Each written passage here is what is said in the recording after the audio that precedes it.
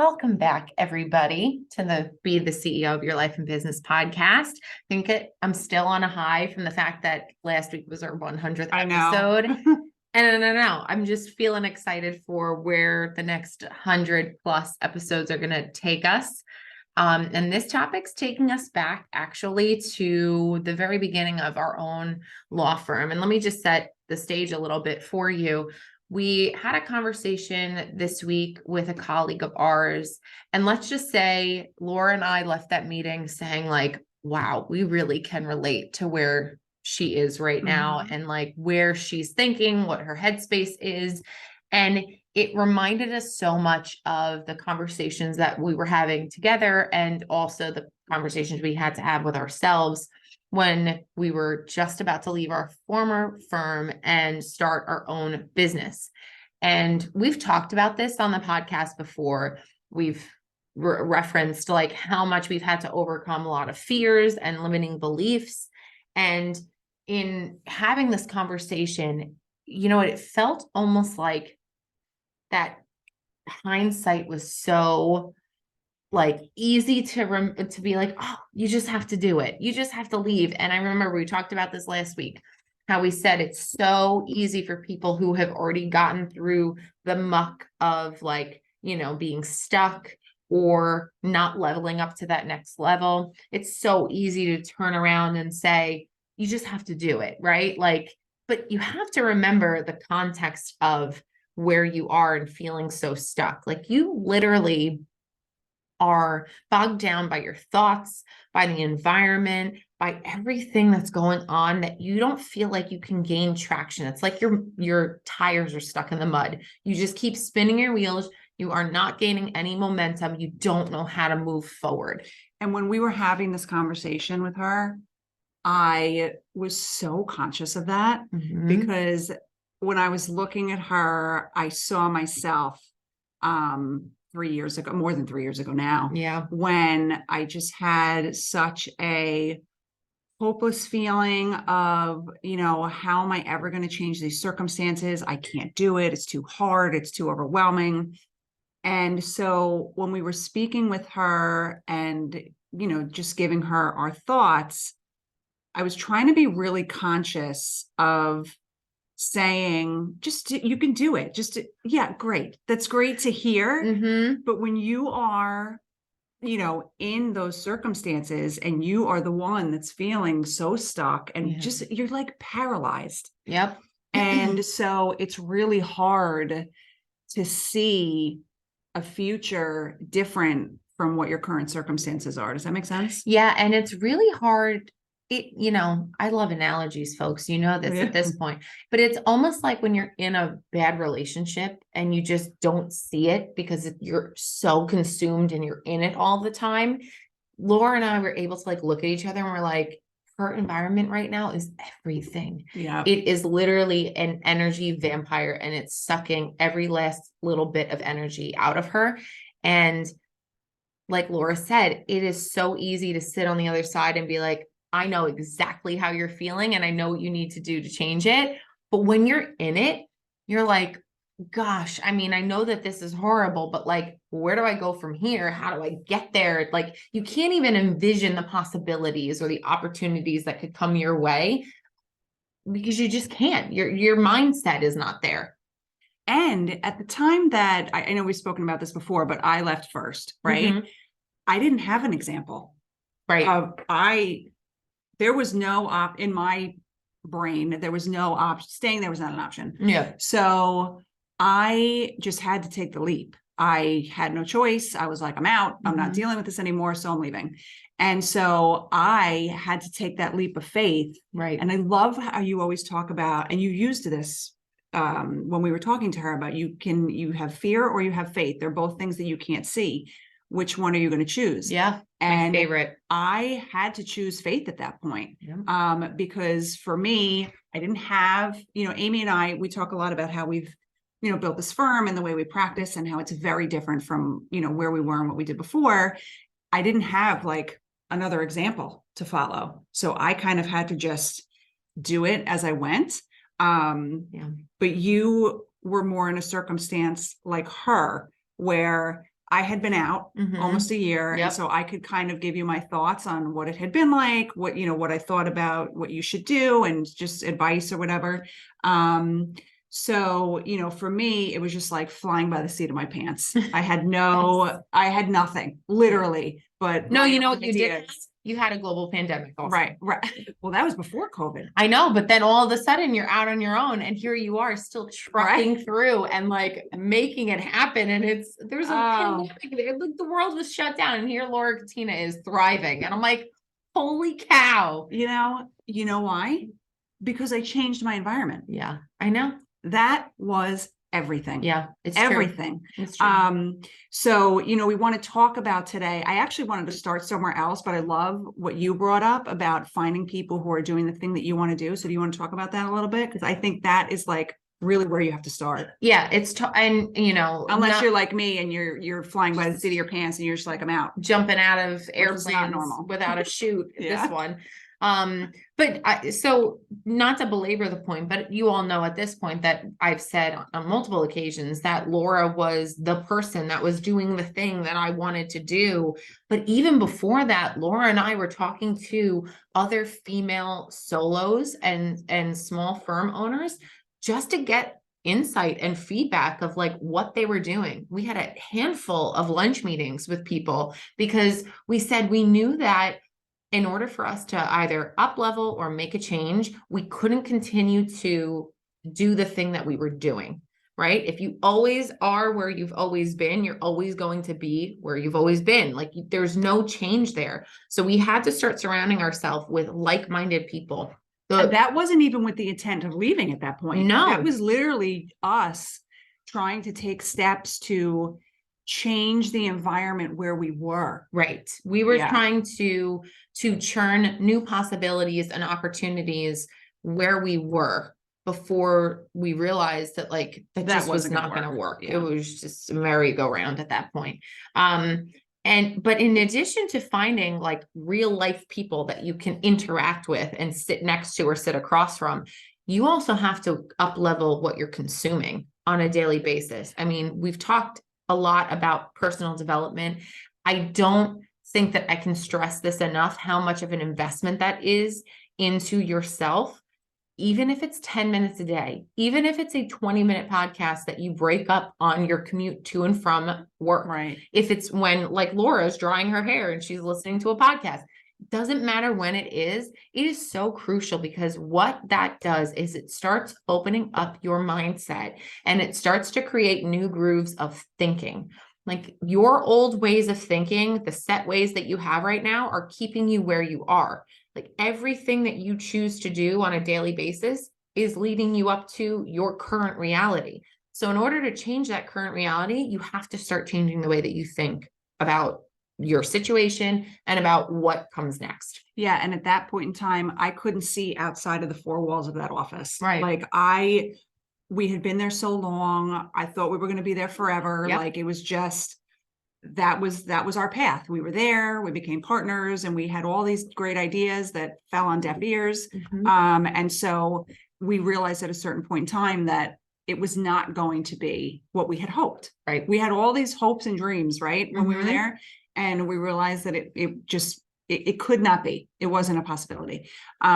So we had to start thinking outside of those four walls. And that's really hard to do when you've been in a certain place and circumstance for so long. Yeah. So long. Yeah. So if you are in a situation where you've been where you are for, an extended period of time, and you kind of feel stuck and you don't know like which way to turn, Amy's suggestion is amazing. Start with finding somebody who's doing the thing that you want to do. Yeah. Because it'll show you the possibilities that are out there for you. And you have to listen to those people too. Like it's so easy for you to sit there and kind of wallow in the circumstances that you are, because and I can say this because I've been there where you're like, oh, it's easy for her, or it's easy for him, or it's easy for them. Nothing is easy for any of these people. They're just willing to do actions that you're not doing yet. right? Or maybe you're not willing to do, but at a minimum, you're not doing those things yet. And that's what makes them different. That's what sets them apart. So when they tell you the advice that they are telling you, it's because it's led them to where they are, right? So if you think that they are in a position that you would like to be in or have the opportunities that you would like to have, you have to start paying attention to what they are explaining to you and telling you and suggesting to you.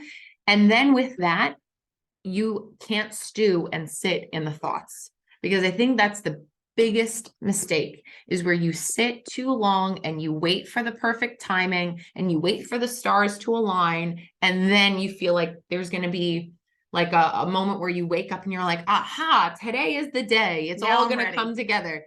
It doesn't happen that way. Like from the two of us giving you that example, there was nothing beautiful and romantic about the way that Laura had to leave our prior It was office. horrendous. Yeah. And there was nothing wonderful and like stargazing when I literally remember sitting in my son's well, soon to be son's bedroom when I was 8 months pregnant and called Laura and said, okay, let's do this. And I remember exactly where I was, but it wasn't like a perfect day with rainbows and puppies. It was just any other day. And I finally had the gumption to be like, all right, we're doing this. And knowing what you'd be facing. And knowing what I would be facing, knowing what I'd be facing. Right. So, Right. I mean, so you have to take that action. Like you have to take that next step. So what do you think you should take as the first action step after you've fixed your mindset? What is it that's the next proximate action thing to do? Whatever it might be for you, you have to just do it. Like if it means researching office space, or even if it's something tiny, like take a tiny step. For me, I knew I was leaving. So what was the first thing I had to do? I had to find an office. Yeah. I knew I was going to be working from home because I didn't want to take on the expense of an office, because I had never had my own firm before. Like I didn't know what I would be facing. I didn't really know. I had an idea of what the expenses might be, but I wanted to keep everything as low as possible. So I found this office, which now we have multiple offices within here. But when I started, I just paid to use the conference room. But that was really where I started. Yeah. And then I set up my email, like little things, right? Little steps that you can take one step at a time. And then you take one step and you're like, okay, I got that done. And then the next step, and then the next step. But talk to people. One of the reasons it's so helpful to talk to somebody who's done it is because maybe they can help you identify what those steps are. Yeah. I'm reading The Greatness Mindset by Lewis Howes. You know, he interviews. I want to read that book. Is it good? It's so good. You know what? It actually is like because I am such a Lewis Howes fan. Love him. He, for so long, was like teetering on this edge, I feel like, of like stepping up to the next level of his interviewing and of his like personal journey. This book is like the perfect step up and level up for him. Really? Like he's dropping so many knowledge, tactics, strategies. Like you're going to be blown away. It's so unlike anything else I've ever heard of him. But I'm reading a portion right now, talking actually about mindset. And he says that he was coaching or you know, assisting some people, I guess, in one of the groups that he's running or the personal coaching he's doing.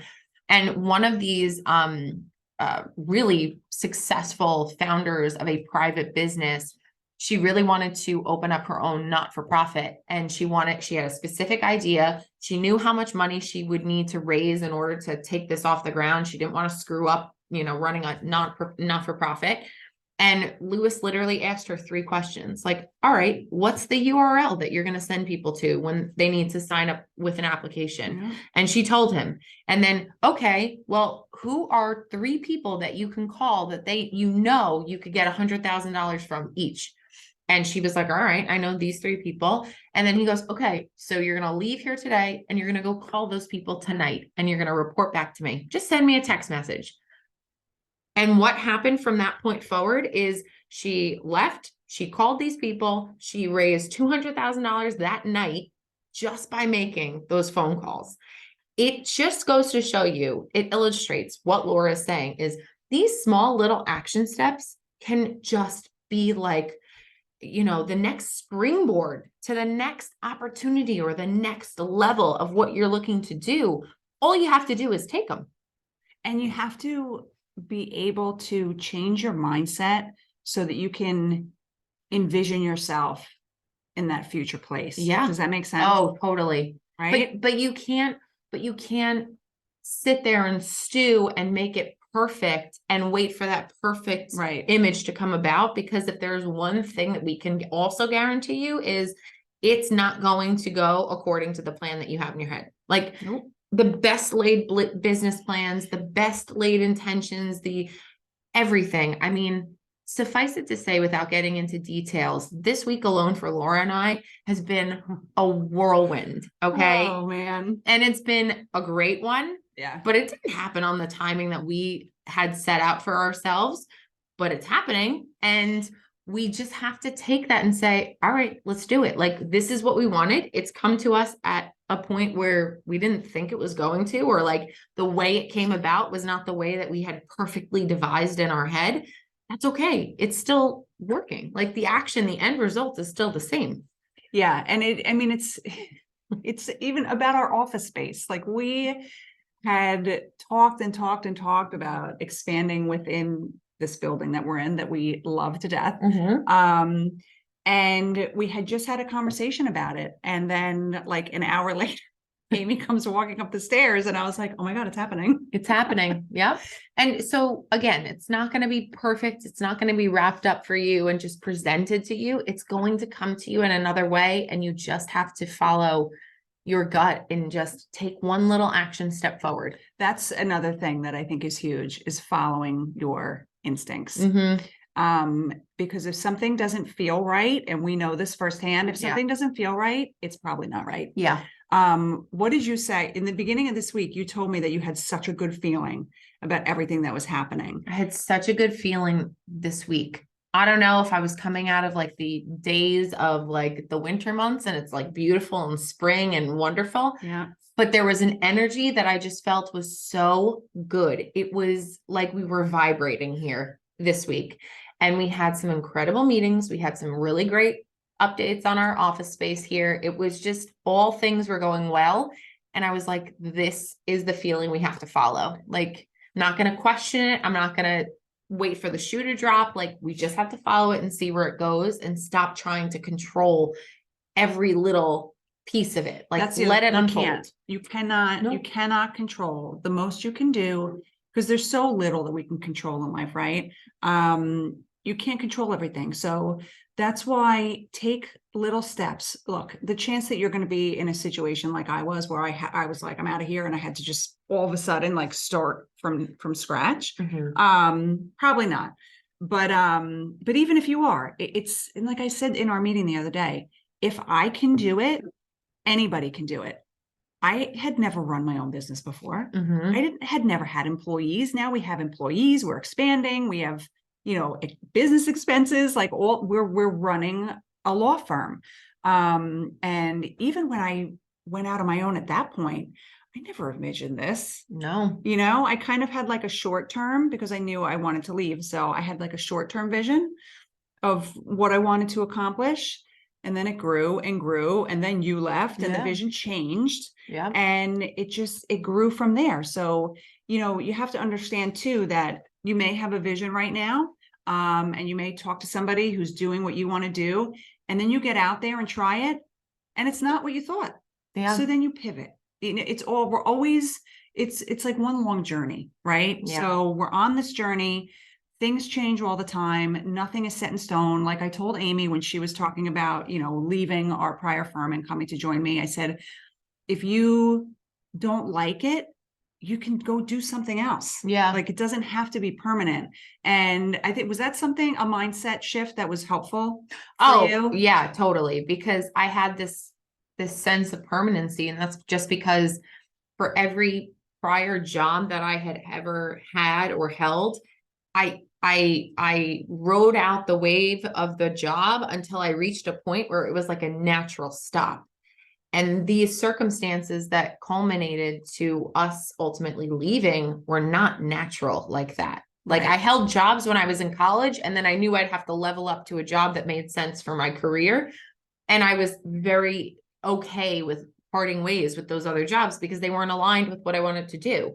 But then with this job where it was like, it was my first thing, it was like the starting point for me to see it come to an abrupt end like it did and on not great terms was just like heart-wrenching. It just Yeah. was really unnatural. So I had to take Laura's advice and realize like, wow, like there isn't really permanency here. Like there is something that's always going to be changing. And to Laura's point, not only were we changing and our clients were changing and our employee base was changing, but also the world around us was changing. Like we were forced to be at home. We had to take Zoom calls for every single court appearance, like Yep. doing depositions virtually. It was such a different world. And then now that we're on, I would hope to say the other side of Yeah. all of that, we're back in our office, which is totally different from what we envisioned in November of 2020. Yep. It's completely different. We didn't think that we'd have the space that we do and the office that we have, and we didn't envision any of this, but we knew that by staying where we weren't going to continue to change and level up and grow. And we needed to change not only our mindset, but then the actions that followed. Yeah. And it really is a huge mindset shift. And you with the understanding that things will always be changing and evolving. And for us, I think we've grown accustomed now to that evolution because we do recognize now that things are always changing. But when we had this conversation this week, when I tell you that I was listening to her and looking at her and seeing myself 3.5 years ago. Yep. And it really brought me back. So that's what I wanted to talk about because it's so fresh in our minds. Like that's why I wanted to talk about it this week, because it really brought me back to what a hard time that was for both of us and how we're now on the other side of it. So now we can sit here and say, yes, you can work it out. You can make the change, but these are the things that you have to do. And I know it's easier said than done. And we know that because we have done it. We were there. We were there. We were on that side of it where it was just complete like paralyzation. Is that even a word? Paralysis.